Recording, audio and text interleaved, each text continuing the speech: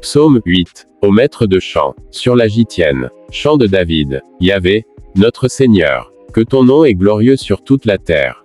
Toi qui as revêtu les cieux de ta majesté. Par la bouche des enfants et de ceux qui sont à la mamelle. Tu t'es fondé une force pour confondre tes ennemis. Pour imposer silence à l'adversaire et au blasphémateur.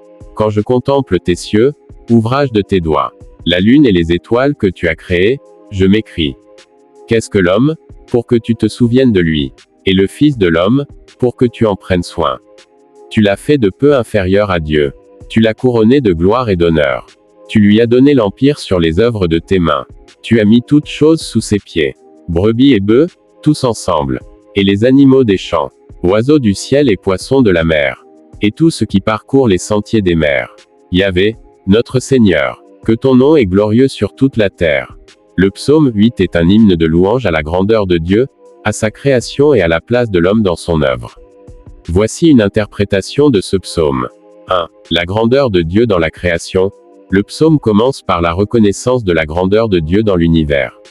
Les cieux, les étoiles et la lune témoignent de sa magnificence, et toute son œuvre est élevée au-dessus des cieux. 2. La gloire de l'homme créé à l'image de Dieu.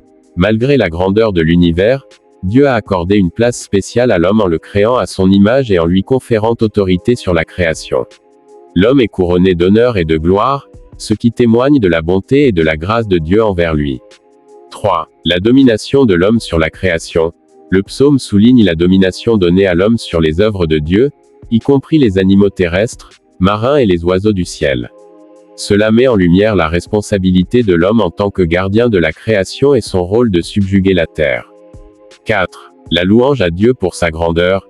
Le psaume se termine par une réaffirmation de la louange à Dieu pour sa grandeur et sa majesté. Même dans la petitesse de l'homme par rapport à l'univers, Dieu se soucie de lui et lui accorde une place spéciale dans son œuvre. N'oubliez pas de vous abonner à la chaîne YouTube, aimer la vidéo, la partager, laisser un commentaire si possible. En résumé, le psaume 8 est un hymne de louange à la grandeur de Dieu dans sa création et à la place privilégiée de l'homme en tant qu'être créé à son image. Il invite à méditer sur la bonté et la grâce de Dieu envers l'humanité et à reconnaître la responsabilité de l'homme en tant que gardien de la création.